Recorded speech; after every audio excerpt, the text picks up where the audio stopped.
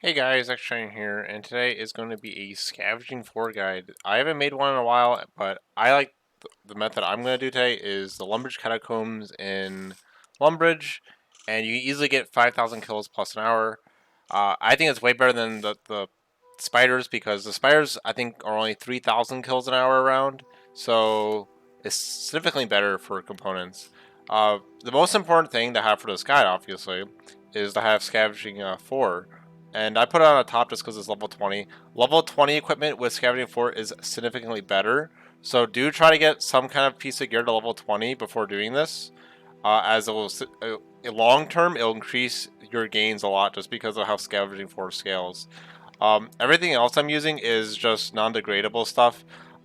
This is there's two setups. This is the setup that most people are probably going to be using, as in it's more accessible. It doesn't have to be a Virtus rope top. It could be a subjugation top, just something level 20. I have a hooded subjugation, uh, gown, just stuff that doesn't degrade. Just any gloves that does some form of damage. It's not even that important and doesn't degrade. Your best magic cape. I have the Zuck capes. It doesn't degrade. Salve E is very good just because of the extra damage it gives to deals to the skeletons just to one hit them because they have like 500 HP, so you actually need a bit of damage to actually kill them.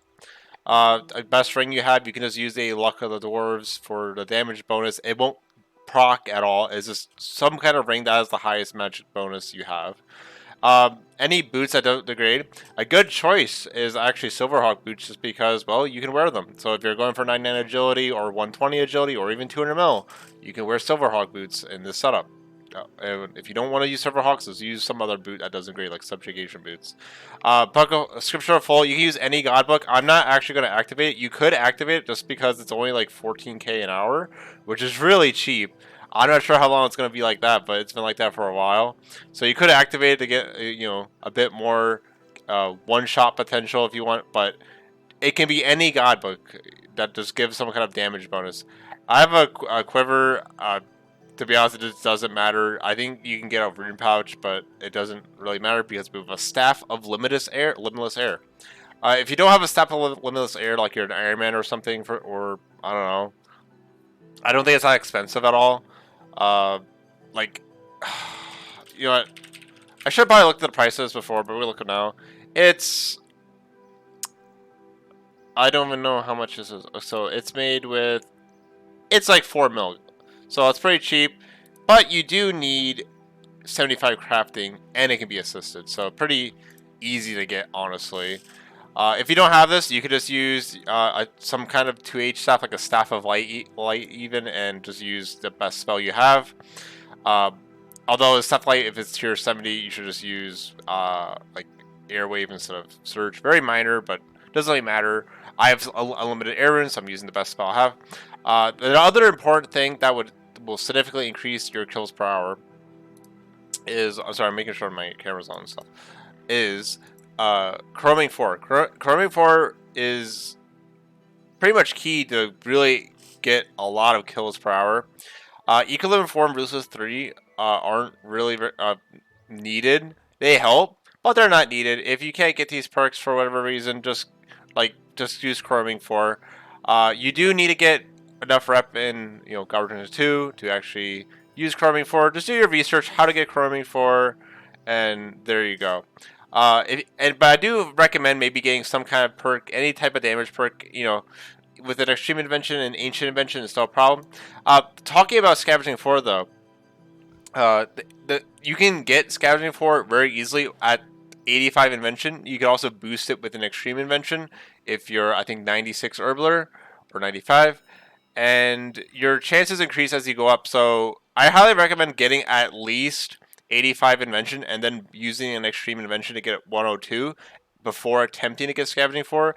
It should only take about 22 attempts, so about 100 precious components. So yeah, that's pretty much it. But again, the higher the better. Invention's a really easy skill to get up.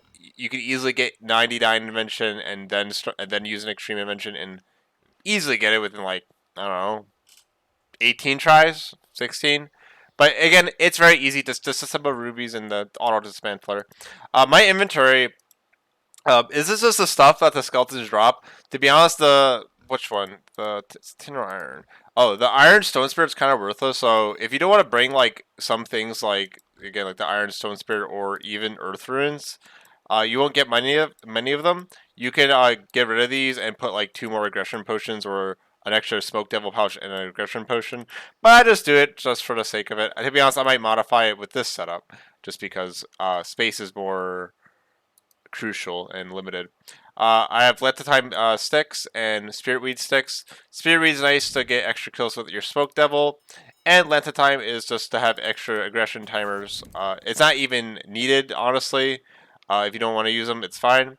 Smoke devil pouches with smoke devil scrolls, obviously, and aggression potions. Optionally as well, you can also use a potion reservoir and it'll automatically drink your aggression flask as long as you fill it. So like, let's say I used up all 4 here, you would use aggression flask on the reservoir and then it'll fill it, and then yeah, you just drink it and you're good for 48 minutes of AFKing. Just get those spacebar, loot, and that's it. So the last thing to talk about is the spring cleaner. The spring cleaner, the one thing you want to do that's important is I have on disassembly mode all these. So click on disassembly and make all these the bronze, iron, silver, or steel, mithril, and the first 3 of adamant tiers, and then the rest I put a high alch. The high alch doesn't matter, but they drop a lot of iron and bronze salvage, so you get a lot of good components from them. Besides that, let me look at my notes because I actually made notes. If you don't have 108 archaeology for noted bones, I'm also not sure if you can boost it. Because I'm using the... I honestly don't even know what it's called, but it's some perk at 108 that picks up bones automatically. And you don't necessarily need it. So if you're like some noob who just got 85 invention using extreme invention, just use a bone crusher. Bone crusher can get you about, I think, 15 or 20k XP an hour in prayer. And if you're using a bone crusher, you can actually use burial powder, which is about 130k in the GE, so 260k an hour to get about 80k plus experience an hour, just burying the bones passively. It's actually very good. So pretty much, if you actually want prayer experience and don't care about the money, or you don't have 108 archaeology, just use the burial powder with a bone crusher, and you're good to go. You can passively get in 10 days, like 8 million experience if you just AFK for 10 hours a day, which isn't that hard. Like, AFKing for 10 hours because it's literally just like something on the side. Like, you can literally play any game in the world and do this at the same time, which is the thing that's crazy about this method.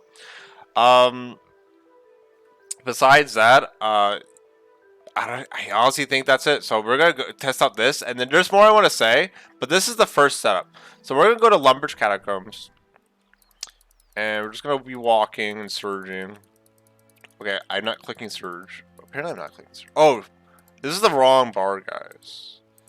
Wait, there we go. Now the right bar. I didn't have the right bar on. So we're going to go downstairs. And you want to skip this room. This is the corpse spire room. We don't want to go there. It's annoying. I'll explain why it's annoying as well, on top of being less skulls an hour. This is the room you want to be in, the skeleton room. And I just want to also say, the big reason I'm making this is because there's no real guide about the skeleton. So you want to stand here, drink the potion reservoir, and I think that's it. You would also have summoned your smoke devil at the bank already. You can also attack initially just so they don't, because when you drink your first potion, they'll probably be stuck because all of them are alive, so they get stuck to each other. That's literally it. And besides that, you also get the initial setup of pick up something and then walk back to the spot. I also not sure. I also honestly forget what spot is the best spot here. It might be this square, or it might even be this square, or even this square, or even this square. I'm not sure. I personally just go here. They get at least 5k plus kills an hour. I might be wrong. Also, my bar is wrong because of me wearing the staff. This type of bar you want is, you don't need greater chain, just regular chain. If you have Magma Tempest, I think it's a big plus, but to be honest, I don't think you need to get 5k plus. It might even be bad in some scenarios. So, greater chain, corruption blast, Tsunami, Dragon Breath, and then just some basics that are pretty snappy, like Sacrifice, Tuska's Wrath, Impact. It's actually better to have Rack here and then Sonic Wave. And that's pretty much it. You can also make me, because Sonic Wave has a delay. But yeah, don't worry, you don't need Magma Tempest and you don't need Greater Chain. But Magma Tempest does, I think, help a little bit, because if you can see. And all you would do is, like, you know, you can literally, like, leave this on for, like, 2 minutes, like, you know, I'm doing something else.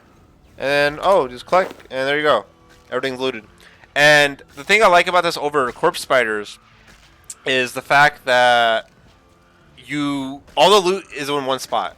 When in Corpse Spiders, you might kill a skeleton, like, over there, or across the room, or even over there, and you have to walk and pick it up, which is, like, really annoying, you know?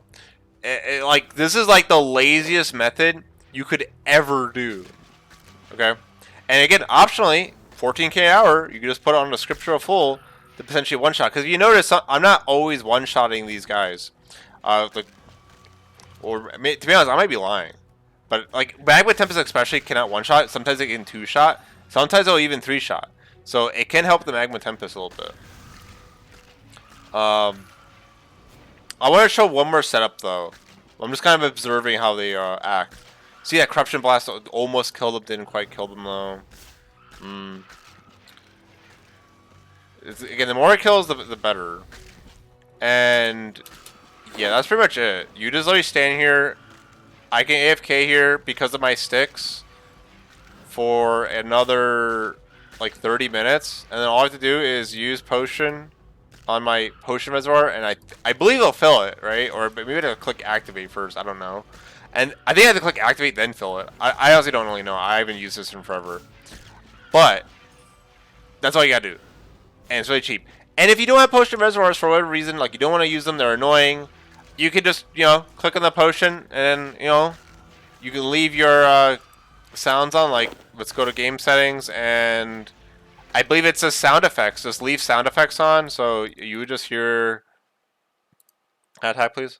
And I guess you would hear that, which might be a little bit annoying, to be honest. But even if you were to click the potion, like, you know, with 2 minutes left, a minute left, it's still better than not drinking it, right? So there's one more step I want to use, and oh look, Zamra components. Oh, see, we gotta do more Zamra apparently.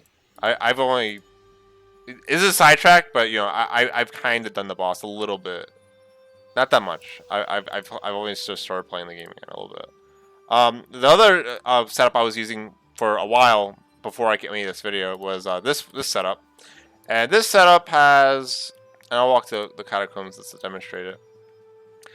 Superior Singer robe legs, boots, gloves, and helmet. And this allows me to get ports, resource crates, but to be honest, ports items aren't even worth a lot anymore. Like, even Ancient Bones isn't that much anymore. Like, you'll get 1 an hour. So, how good is that? That's like, it's really like another 100k, maybe like even 80k an hour. Like, does it really matter? Probably not. It's only nice if you, for some reason, ports is on your things to do and you hate ports or something, but you want resources. It's kind of like a fun thing. And to be honest, I might be gimping myself by wearing this stuff because I'm doing less damage. Because ports armor isn't power armor, it's tank armor. So I might not be killing them as much as possible. So yeah, most people won't have this, so I might experiment to see the kills per hour, and maybe I'll comment about, you know, oh, no, I get extra 400 kills an hour with power armor, ditch the ports armor, because that is not worth it. 400 kills of potential scavenging 4 versus a 1 port crate, by port crate. This setup also has a scrimshaw of aggression, so instead of using aggression potions and having to refill it, it's the most lazy way to do it, but it's a little bit more inefficient and a little bit more costly. It's $1 million an hour compared to aggression potions, I think 240 to 280k an hour. And all you would do is just, like, I'm not there mostly because I don't want things to attack me. And I can't really demonstrate because my aggression potion is on. But all this does is make things aggro me, but only one thing can aggro me at a time. So if you're using this, I would definitely recommend using a Smoke Devil, because the Smoke Devil doesn't always one-shot these skeletons. And so what that means is when they go to attack me, like say one lives with 100 HP and attacks me, I'll use an ability on it right away. So it kind of the Smoke Devil kind of counteracts the Scrimshaw of Aggression downside of, you know, only one thing can aggro, and then once it's dead, then another that can aggro. Your AoE will also aggro them, and also Magma Tempest helps with aggro as well. Besides that, that's really it. And again, like I have Necrite Stone Spirits here and Baneite Stone Spirits, but to be honest, these are kind of worthless, and you only get like 2k worth of them. So you could honestly just remove these and just put anything else, like more pouches to AFK or something. I don't know. And again, you just want to loot and then just go back, and you're good. Just make sure you have a little bit of springs, because I think you use springs for the function. It doesn't use springs, but I think it needs springs to function. But yeah, that's pretty much it. If you want to see the loot per hour, this was how much I got in an hour. It was 5,150 kills and 2.4 mil in that session. If you didn't include the bones, it would be about pretty much a mil, which isn't bad, because again, you didn't include the components. You can also, like, the last thing to show, besides this loot I got in 1 hour. And also, this was 1 hour with my Scrimshaw of Aggression. I'm not actually sure how many kills per hour you'll get with Aggression Potions. I'm pretty sure it's more, though, just because Aggression's slightly more superior. Is the only other thing you could do is Redshin. Okay, we get some Redshin Champas, we get some energy, and I think that's really it, right? And we're gonna go to the Invention Guild really fast. And once we get to the Invention Guild, we're gonna go to the Manufacturer. And where do we think it is? So yeah, we can make a bunch of Chinchampas. I don't have many red Chinchampas, but you can make Chinchampas. And yeah, they'll make you money as long as you make them, because it's from the components. So from the salvage, I think it's mostly from the salvage, and it's from scavenging. So that, you know, this is a little bit of money. These Chinchampas. The other thing that's quite a bit of money is the augmenters. Augmenters are a lot of money. All these components you get from the salvage and the whatchamacallit, Scavenging 4. And there was one more item.